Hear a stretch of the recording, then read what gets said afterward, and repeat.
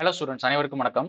விகிதம் அண்ட் விகிதாச்சாரம் அதாவது ரேஷியோ அண்ட் ப்ரப்போசிஷன்ல இந்த மாதிரியான டைப் வந்து ப்ரீவியஸ் இயர்ல கேட்டிருக்காங்க. இதுக்கு எப்படி ஈஸியா போடலாம்னு சொல்லி பார்க்கலாம். 0.02 மற்றும் 0.32 சராசரி விகிதத்தின் மதிப்பை காண்க. அதாவது what is the mean ratio value of 0.02 and 0.32.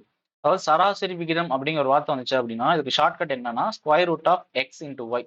X அப்படிங்கிறது 0.02, ஒய் அப்படிங்கிறது 0.32. இப்போ 0.02 இன்ட்டு 0.32 இது ஸ்கொயர் ரூட்.